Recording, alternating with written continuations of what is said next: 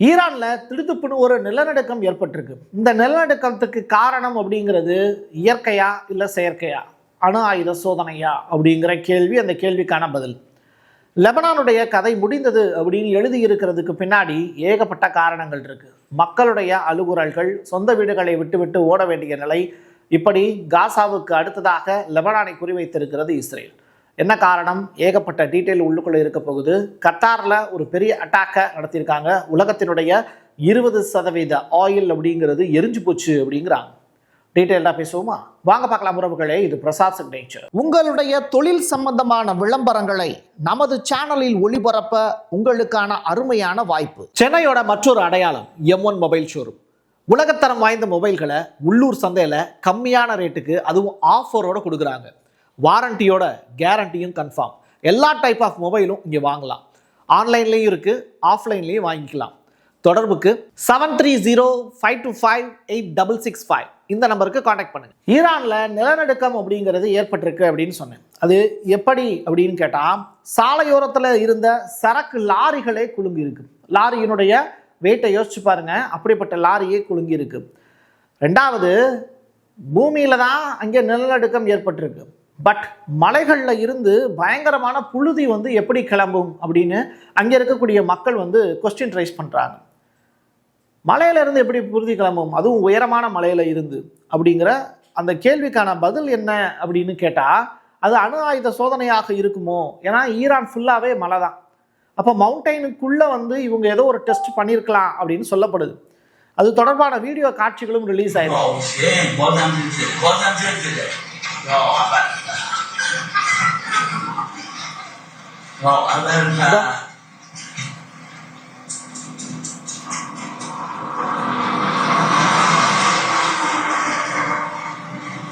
அந்த மலைப்பாங்கான இடத்துல ஃபுல்லாவே புழுதி கிளம்புங்க பார்த்து.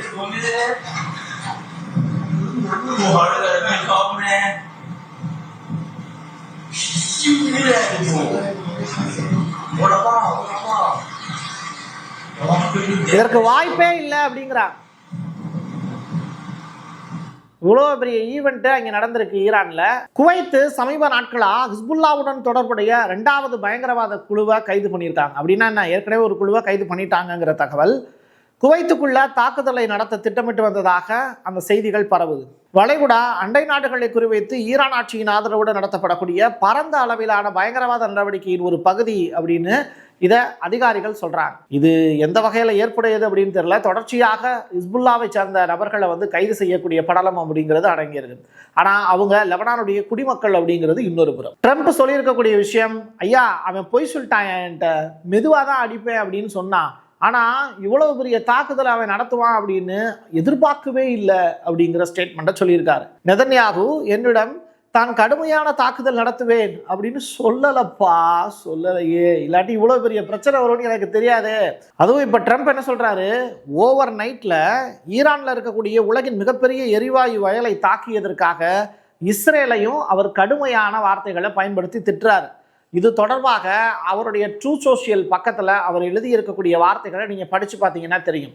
நெதன்யாகு இம்புட்டு பெரிய துரோகத்தை பண்ணி விட்டானே, என்னைய போட்டு இப்போ பாடாப்படுத்துகிறாங்களே யூஎஸ் காங்கிரஸ் அப்படின்னு புலம்பி தள்ளுறாரு இந்த வயதான கிழவர். சவுதி அரேபியாவினுடைய ரியாத் அப்படிங்கிற அந்த நகரம் ஒரு பெரிய அட்டாக்கை இப்போது ஈரான் நிகழ்த்தியிருக்காங்க.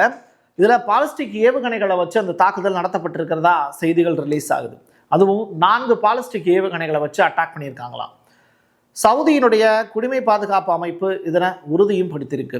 அந்த பாலிஸ்டிக் மிசைலுடைய பேரு காசிம் பசீர். இதை வச்சு தான் அட்டாக் நடத்தியிருக்காங்க. இந்த போருக்கும் லெபனானுக்கும் சம்பந்தமே கிடையாது. ஈரான் மீது இஸ்ரேல் அட்டாக் பண்ணாங்க. ஈரானை சமாதானப்படுத்த முடியாததுனால, 3ஆம் கட்ட பேச்சுவார்த்தை தோல்வி அடைஞ்சதுனால அமெரிக்காவும் இஸ்ரேல் சொல்றதை கேட்டுட்டு ஈரான் அடிச்சாங்க. இது இவங்க 3 பேருக்கு இடையில இருக்கக்கூடிய பிரச்சனை.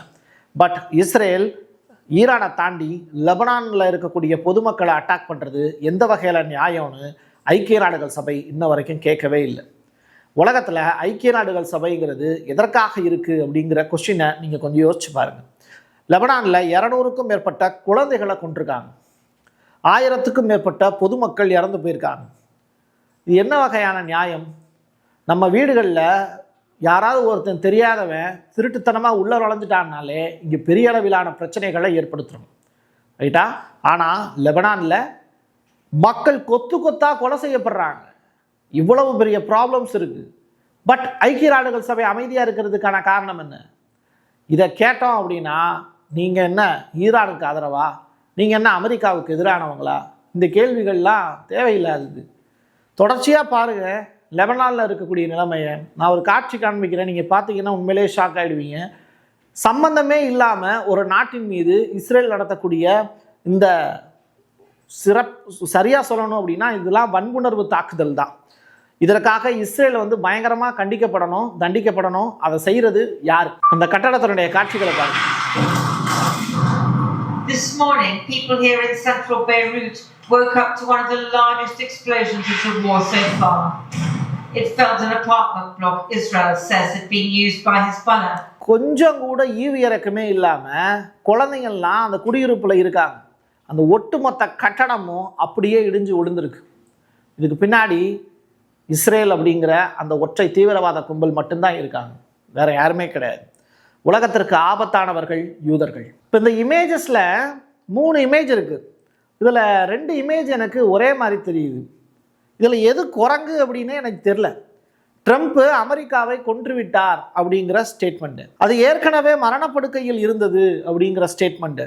ஆனால் அந்த சிம்பன்சி அதன் முகத்தின் மீது தலையணையை வைத்து மூடிவிட்டது அப்படிங்கிற ஸ்டேட்மெண்ட்டை இந்த நபர் சொல்கிறார். ட்ரம்ப்பை அவர் சிம்பன்சி அப்படின்னு சொல்லியிருக்கக்கூடிய விஷயத்துக்கு பிரசாத் சிக்னேச்சர் கடுமையான கண்டனங்களை தெரிவித்துக் கொள்கிறது. காரணம் என்னென்னா, சிம்பன்சி அப்படிங்கிறது ஒரு நல்ல குரங்கு. அந்த குரங்கை அசிங்கப்படுத்துவதை பிரசாத் சிக்னேச்சர் ஒரு காலத்திலும் ஏற்றுக்கொள்ளவே முடியாது. தனியார் துறையில் நிகர வேலைவாய்ப்பு உருவாக்கம் அப்படிங்கிறது நடைமுறையில் 0 தான் இருக்குது. இதற்கு இடப்பட்ட கேப்பில் மகா அப்படிங்கிற ஒரு திட்டம். என்னது, அமெரிக்கா தான் பெருசு, அமெரிக்கர்கள் தான் எல்லா இடத்துலையும் இருக்கணும் அப்படின்னு. அமெரிக்கர்களுக்கு தான் வேலை தெரியாதனால தானே இந்தியன்ஸை கூப்பிட்டு வேலைக்கு வச்சுக்கிறீங்க. அதுலேயும் 1008 ஃபார்மாலிட்டிஸு. நிறையா பேர் போயிட்டு திருப்பி ரிட்டனே ஆக முடியாத அளவுக்கு தவிக்கிறாங்க. இது எந்த வகையில் நியாயம்? உண்மையிலேயே சிறப்பான ஒரு நாடுனா அது ஸ்பெயின் தாங்க. முடியுதோ முடியலையோ குரல் கொடுக்குறாங்க நியாயத்துக்காக. ஸ்பானிஷினுடைய நாடாளுமன்ற உறுப்பினர் பெலாரா அவங்களுடைய நாடாளுமன்றத்தில் பேசி இருக்கக்கூடிய வார்த்தைகள் ரொம்ப உன்னிப்பாக கவனிக்க தகுந்தது. உலக பாதுகாப்புக்கு அமெரிக்காவும் இஸ்ரேலுமே மிகப்பெரிய அளவிலான அச்சுறுத்தலாக இருக்கிறது. இந்த 2 நாடை தொடச்சு தூக்கி போட்டோம் அப்படின்னா உலக அமைதியாக இருக்கும் அப்படின்னு சொல்லியிருக்காங்க. ஸ்பெயின் உடனடியாக நாட்டோ அப்படிங்கிற அந்த கூட்டமைப்பிலிருந்து வெளியில் வரணும். இருந்து ஒன்று தான், இல்லாமல் இருக்கிறது ஒன்று தான். ஸோ அக்கிரமக்காரர்களிடம் இருந்து கொஞ்சம் தள்ளி நிற்கிறது அப்படிங்கிறது நமக்கு சேஃப்ங்கிறாங்க ஸ்பெயின் அப்படிங்கிற அந்த நாடு. அமெரிக்காவும் இஸ்ரேலும் இணைந்து ஏற்படுத்தி இருக்கக்கூடிய கடுமையான தாக்குதலுக்கு தீர்வு காண்பது, பஞ்சாயத்து பண்ணுறது யார் பண்ணுவாரா? நாட்டாம நீங்கள் வாங்க அப்படின்னு மோடி அவர்களை கூப்பிடுறாங்க. மோடி அப்படிங்கிறத தாண்டி இந்தியாவினுடைய பெரும்பான்மையான மக்களின் பிரதிநிதியை கூப்பிடுறாங்க. இந்தியா சிறந்த நாடாக இருந்து பஞ்சாயத்து வைக்கும் அப்படிங்கிற நம்பிக்கை இப்போ ரஷ்யாவுக்கு இருக்குது அப்படின்னு சொல்லியிருக்காங்க. இதை யார் சொல்லியிருக்கா அப்படிங்கிறத мне кажется, что в нынешних обстоятельствах весьма востребованы усилия ответственных членов мирового сообщества для поиска развязок тяжелейшего кризиса, возникшего впоследствии неспровоцированной агрессии США, Израиля на Иран. И это относится к любым усилиям конструктивным. Ministry of Foreign Affairs ரஷ்யால இருந்து இந்த செய்தி பறந்து வந்திருக்கு. கனடாவில் இருந்து இப்படி ஒரு குரல் வரும் அப்படின்னு கொஞ்சம் கூட நான் எதிர்பார்க்கவே இல்லை. அவங்க இப்போ அமெரிக்காவுக்கு எதிராக பேசியிருக்காங்க. இதை விட சிறந்த வாய்ப்பு கனடாவுக்கு கிடைக்காதுங்கிறதும் உண்மைதான். ட்ரம்பை பொது எதிரி, இங்க உலகத்திற்கான பொது எதிரி அக்யூஸ் நம்பர் 1 அப்படின்னு சொல்லியிருக்காங்க. குழந்தைகளை கொல்பவர்கள் லிஸ்ட்ல அவங்கள நம்பர் 1 அப்படின்னு சொல்லியிருக்காங்க. அவங்க எப்ஸ்டீன் ஃபைல்ஸை மையப்படுத்தி சொன்னாங்களா அப்படின்னு கேட்டா டைரக்டா ஈரான் மீது நடத்தப்படக்கூடிய வார மையப்படுத்தி பேசியிருக்காங்க. இதை பேசினது யாருன்னு கேட்டா இந்த நிற்கிறார்ல அவர் தான். அதாவது மனிடோபா அப்படின்னு சொல்லிட்டு ஒரு நியூ டெமோக்ராட்டிக் பார்ட்டி கனடாவில் இருக்கு. அந்த பார்ட்டியில் இருக்கக்கூடிய ஒரு முக்கியமான லீடர் இவர் பேர் கினியூ அப்படின்னு சொல்லிட்டு இவர் பேசக்கூடிய காட்சிகளையும் நான் உங்களுக்கு காண்பிக்கிறேன் பாருங்க. I hope this war in Iran ends. These gas prices are too high and kids are being killed for no reason. Even the Trump administration cannot explain why they're at war in Iran right now. And I mean, பேசின வார்த்தைகள் ரொம்ப கடுமையான வார்த்தைகள், இங்கிலீஷில் அப்படியே வேறு மாதிரி இருக்கும். எனிவே அது ஒரு பக்கம் இருக்கட்டும். ஈரான் சைடில் இருந்து சொல்கிறாங்க இப்போ என்னென்னா, ட்ரூ ப்ராமிஸ் 4 வழி நடத்தக்கூடிய அந்த செய்தி தொடர்பாளர் அப்பப்போ திரையில் தோன்றி சில விஷயங்களை பகிர்வார். அதில் இன்றைக்கி காலையில் நான் பார்த்த விஷயம், குற்றமிழைக்கக்கூடிய அமெரிக்காவின் கோழைத்தனமான இராணுவத்திற்கும் எப்படி அமெரிக்கர்களை பார்த்து கோழைத்தனமான இராணுவம் சொல்றாங்க. காட்டுமிராண்டித்தனமான சியோனிச ஆட்சிக்கும் நாங்கள் அறிவிக்கிறோம். எதை? உங்கள் வீரர்களை பலியிடுவதை தவிர உங்களுக்கு வேற வழி ஏதும் இல்லை. டெத்து கன்ஃபார்ம்பா அப்படிங்கிறாங்க. எப்படி? அந்த யுஎஸ்எஸ் ட்ரிபோலி கப்பல் வந்துட்டு இருக்குல்ல, அதை மையப்படுத்தி இவங்க பேசியிருக்காங்க. உங்கள் புகழ்பெற்ற சகாப்தம் முடிவடைந்து விட்டது அப்படிங்கிற ஸ்டேட்மெண்ட்டையும் சொல்லியிருக்காங்க.